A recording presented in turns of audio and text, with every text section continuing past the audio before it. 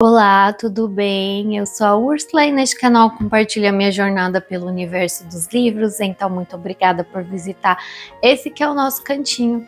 Já se inscreve, ativa as notificações para não perder novos conteúdos, curte o vídeo logo no início para me ajudar na divulgação, compartilha com os amigos e se for comprar o livro que eu vou ler hoje ou qualquer livro na Amazon, qualquer coisa que você comprar na Amazon, usando o meu link de associada que fica na descrição do vídeo, você não vai pagar nada mais em suas compras, mas eu ganho uma pequena comissão por divulgar o site e esse é o único retorno financeiro que eu tenho produzindo esse conteúdo aqui para vocês.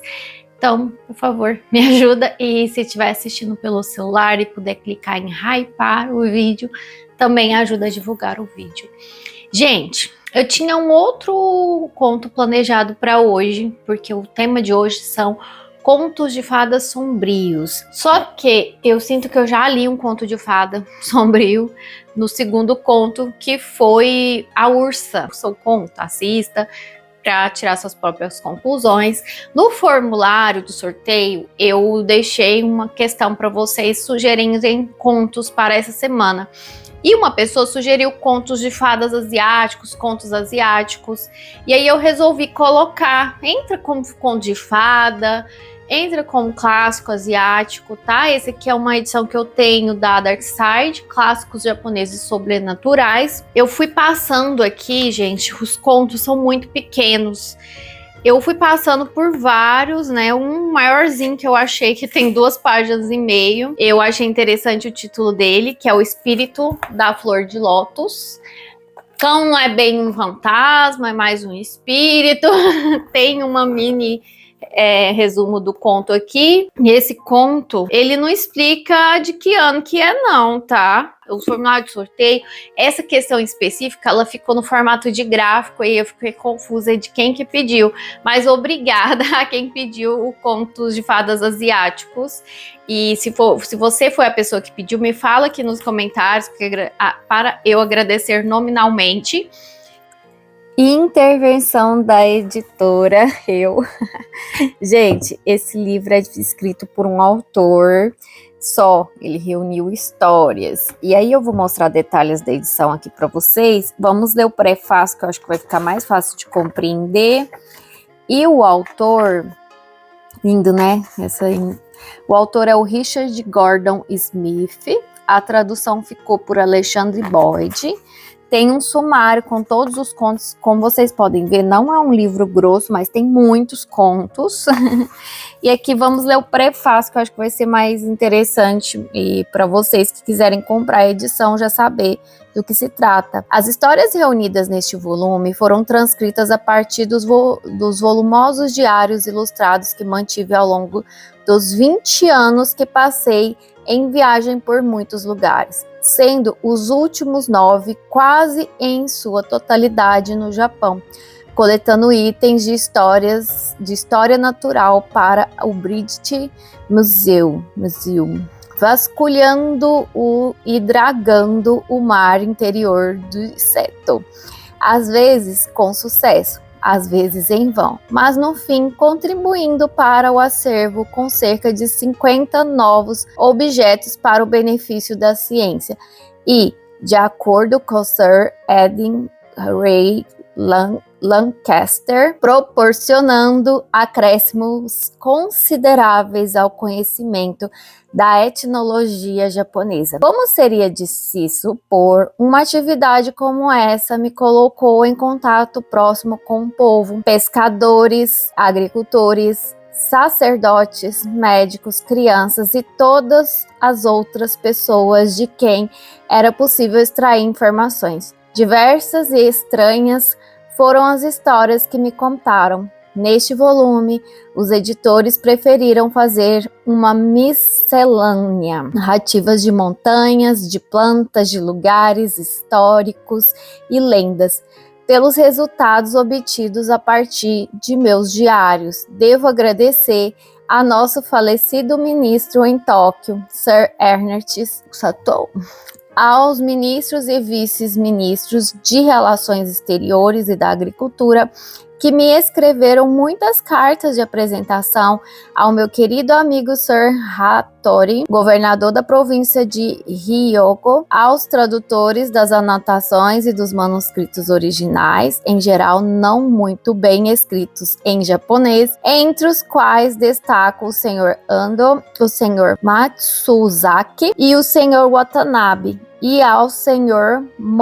Monoyuki, que desenhou e pintou as ilustrações a partir de meus esboços, que com grande frequência ofenderam seus talentos artísticos e o fizeram perder o sono diante da crueza da noção europeia de arte. A meu fiel intérprete Yuki Egawa também devo agradecimentos por seus esforços contínuos para encontrar aquilo que eu queria, e aos muitos camponeses pescadores cuja simpatia, gentileza e hospitalidade nos cativaram para todo sempre.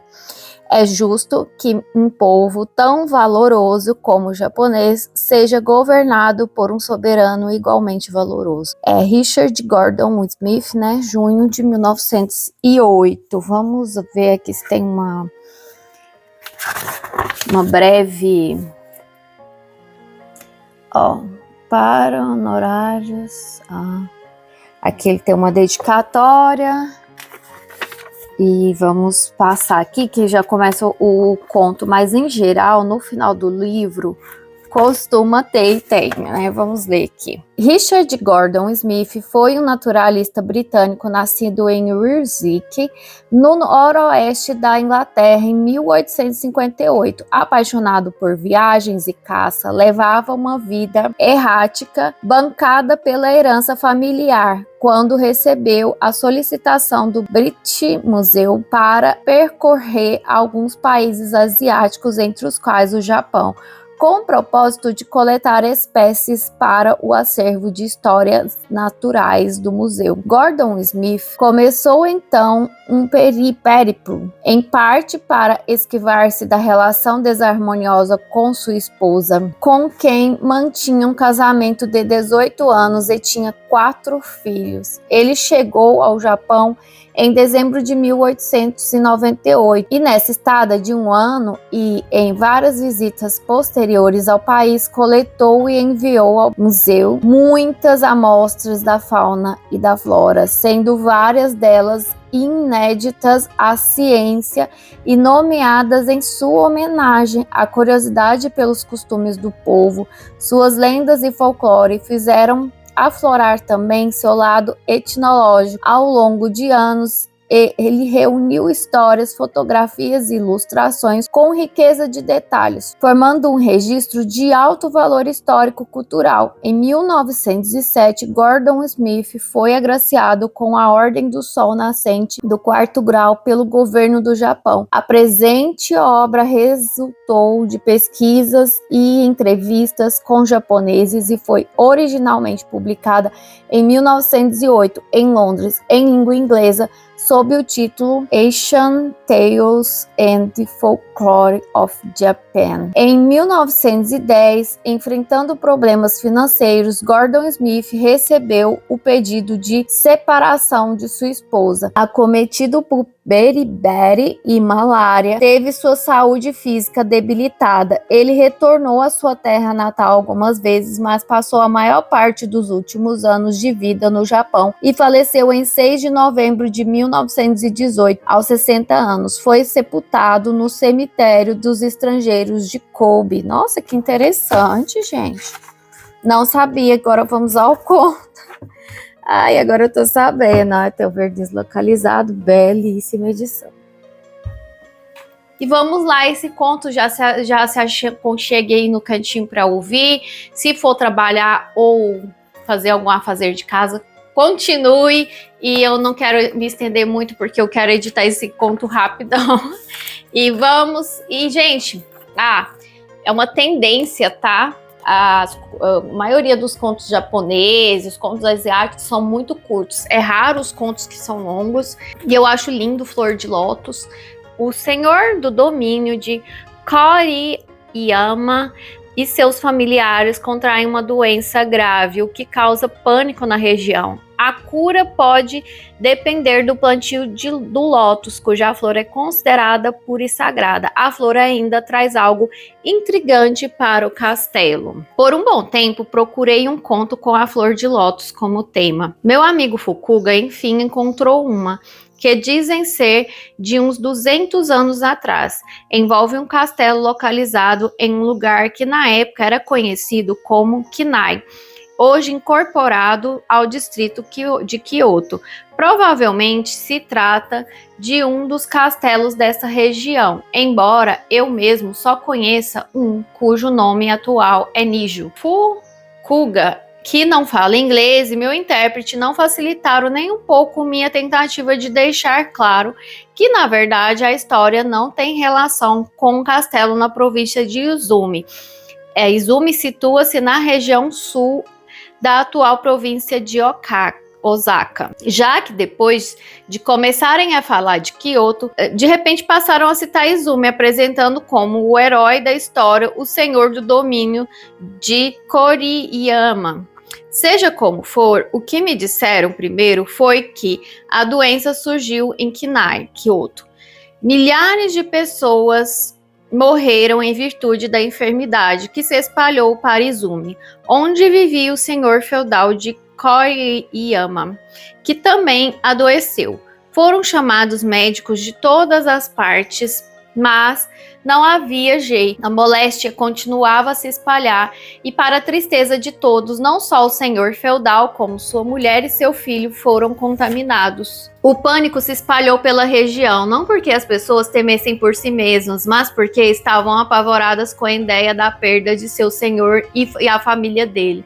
O senhor do domínio de Koriyama era muito querido. As pessoas se dirigiram em massa ao castelo, acampavam em volta das muralhas e nos fossos que estavam secos, pois não era época de guerra. Certo dia, enquanto a notável família continuava doente, Tada-samon, o mais alto funcionário do castelo, braço direito do senhor do domínio de Koriyama, estava em seu quarto, pensando na melhor forma de resolver as várias questões que estavam pendentes à espera da recuperação do daimyo.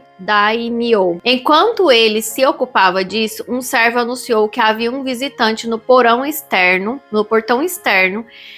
requisitando uma audiência, dizendo ser capaz de curar os 3 enfermos. Tada-samon aceitou receber o homem e o servo foi buscá-lo. O visitante tinha a aparência de um Yamabushi, recluso da montanha, e ao entrar no recinto fez uma mesura profunda diante de Samon, dizendo: Senhor, é uma obra maligna essa doença de nosso senhor e comandante, e foi trazida por um espírito mau que entrou no castelo porque vocês não providenciaram nenhuma defesa contra espíritos impuros e maus.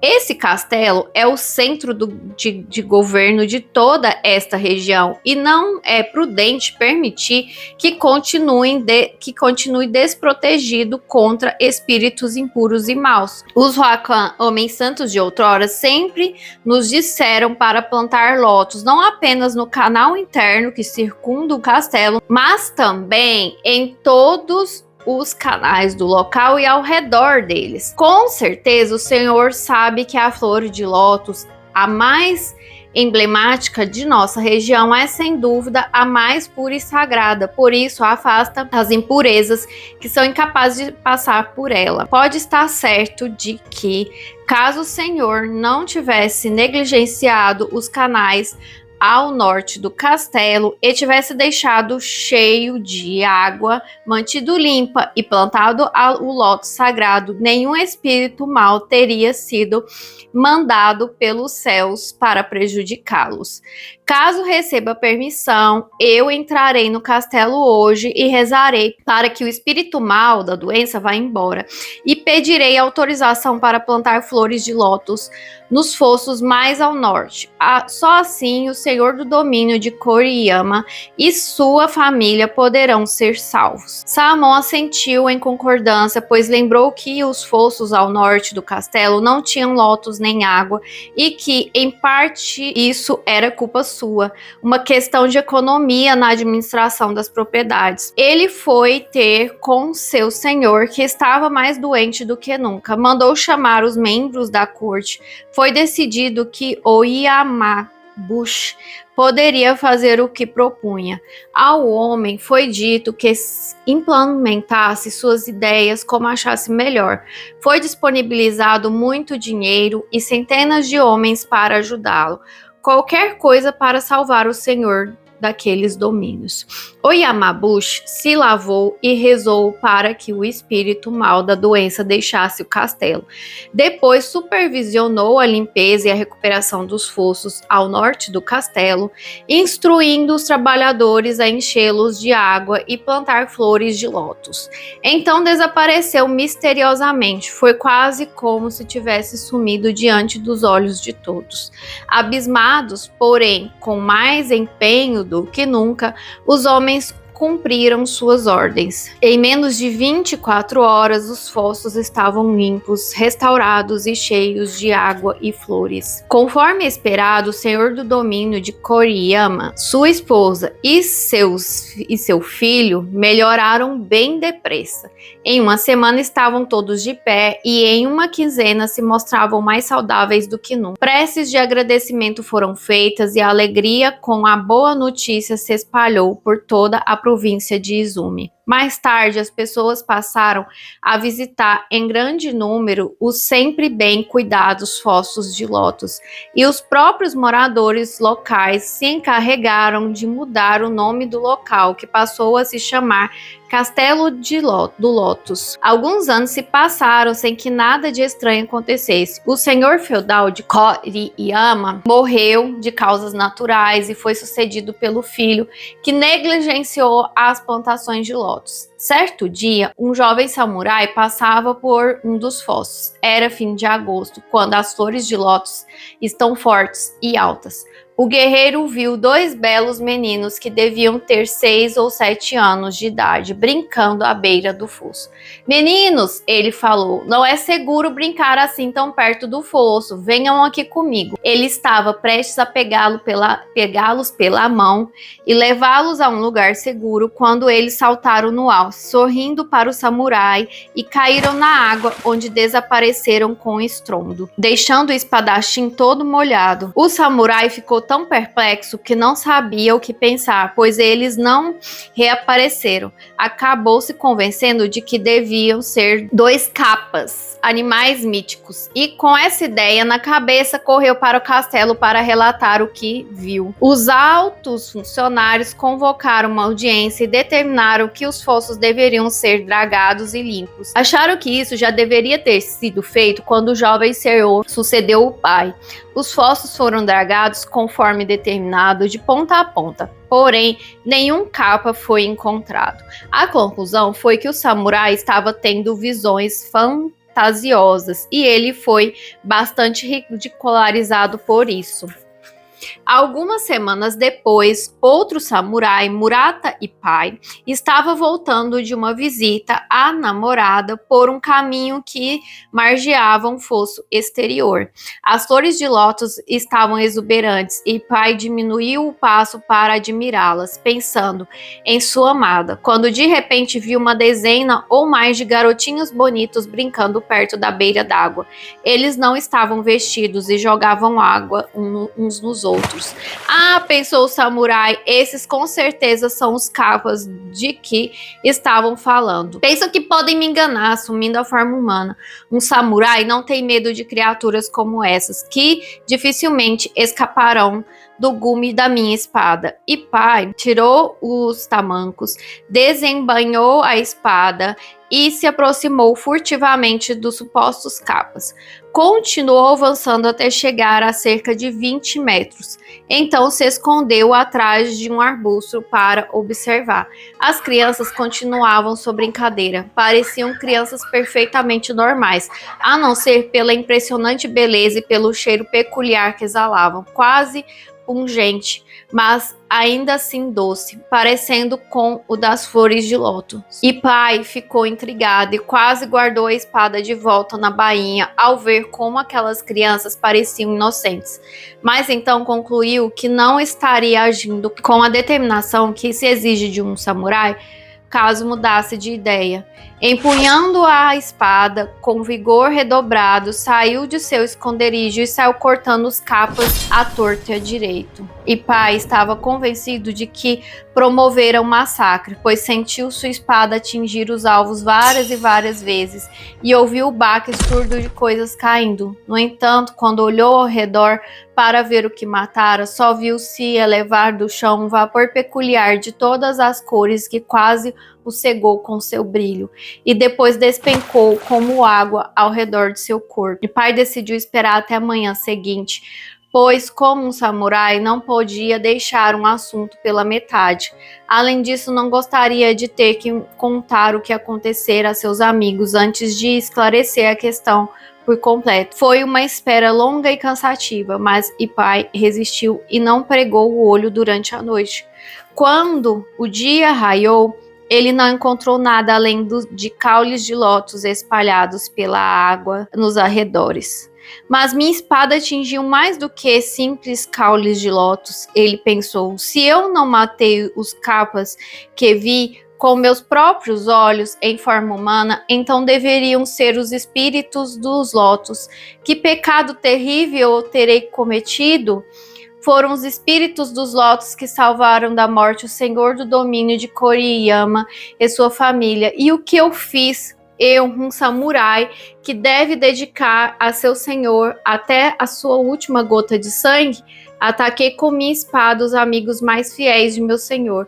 Preciso apaziguar os espíritos, arrancando minhas entranhas. E pai recitou uma prece e sentado em uma pedra junto às flores de lótus, cometeu harakiri. As flores continuaram a brotar, mas depois disso nenhum outro espírito do lótus foi visto. Nossa, acabou. Foi triste, gente, mas assim, é um conto mais seco, né? Sem muitos diálogos, só pensamentos. Gostei. Quero ler outros contos daqui. Me conta o que vocês acharam desse conto escolhido, desse clássicos japoneses. Não tem autoria, mas interessante. Volte amanhã para o último conto dessa semana de ler 7 contos em 7 dias. Se você assistiu até o final, muito obrigada. Não deixa de comentar e curtir o vídeo. Um grande beijo. Até o próximo vídeo. Tchau!